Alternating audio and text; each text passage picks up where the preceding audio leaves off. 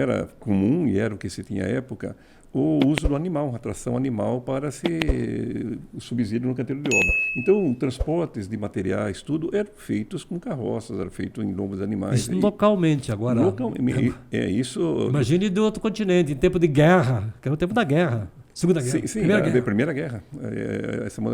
Se bem que a participação do Brasil na Primeira Guerra praticamente não existiu, né? Então aqui as coisas estavam mais tranquilas. Tinha uma certa facilidade.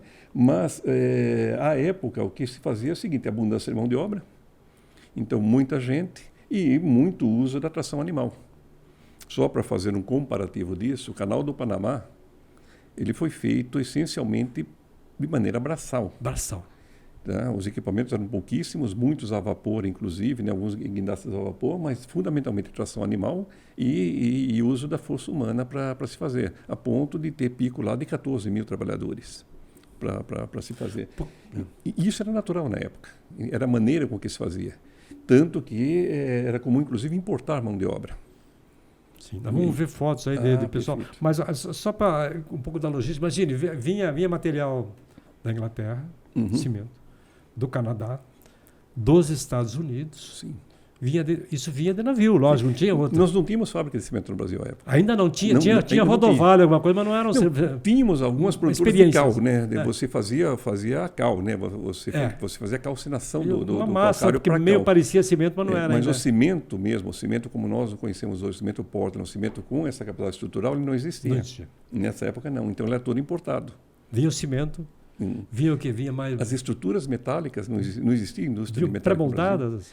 Tudo as peças vinha, né, como se fosse um grande Lego. Quer dizer, os tubos. Nos navios, os perfis metálicos, os tubos, as conexões, os rebites, vinham tudo empacotados, enfadados para cá. É interessante. O viaduto do chá, né? Fizemos até um comentário, ele inteirinho, veio inteiro em pedaços da Inglaterra. E é interessante porque a usina daqui, segundo andei pesquisando, mandava correspondência para o Canadá, Toronto, onde era a sede, reclamando que tubo vinha torto na viagem, que as barricas de cimento, algumas vinham já petrificadas. Se tivesse qualquer entre outros problemas imagina a logística.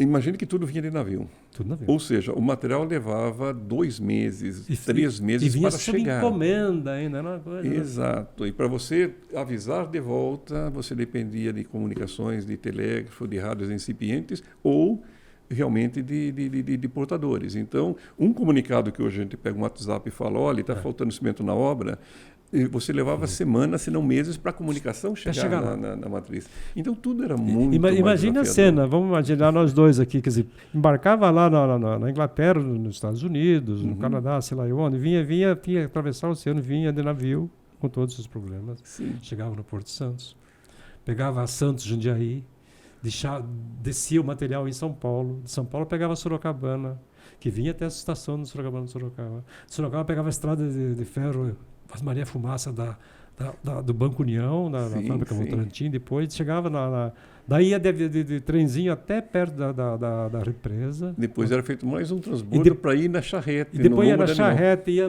puxando a carroça de boi e tudo mais. Imagine pegar o gerador.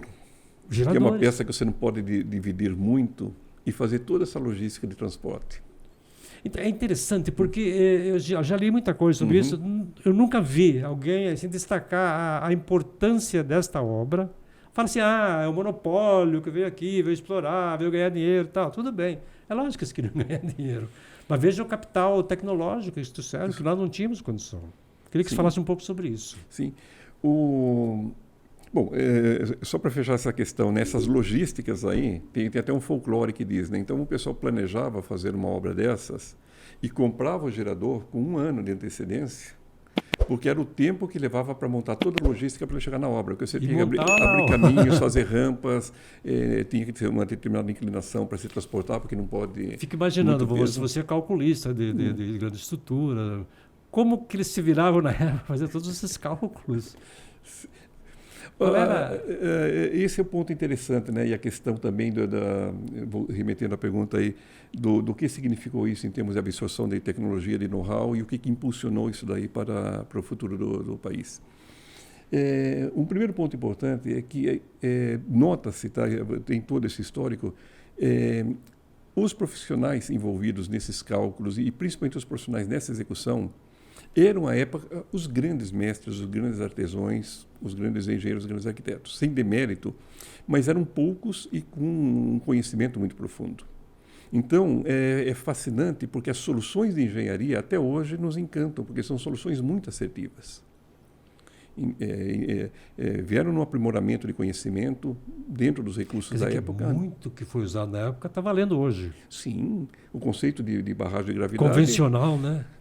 É exatamente o mesmo, guardadas as devidas proporções e devido acabamento visual, mas se nós pegarmos uma Itaipu e pegarmos essa barragem, a verossimilhança... Aliás, na verdade, essa obra, eu li que era considerada uma Itaipu para a época. Na época era uma das maiores do mundo. E justamente. Por isso que eu achei que eu nunca vi a valorização. Falava com você, a Iparanga fosse um apêndice da usina de São Paulo, lá do Rio. Foi uma ousadia. Porque o desafio da natureza, de tudo, né? Na América do Sul, em 1913, uma barragem desse porte era excelência em engenharia, excelência em logística e tudo mais. Então tinha esse desafio todo. A topografia, por exemplo, da época não tem grande diferença da essência da topografia de hoje. Não vou entrar no aspecto de tecnologia, GPS, estação total, mas a essência de topografia, os equipamentos, a ótica, tudo, eram os mesmos. E os desafios, né, muito maiores à época, porque você tinha muito menos acesso, muito maior abundância de mata natural, então as condições de acesso eram muito mais críticas, né? Vamos ver uma outra foto para dar andamento na sequência, para a gente poder... Olha, aí já marretando, né?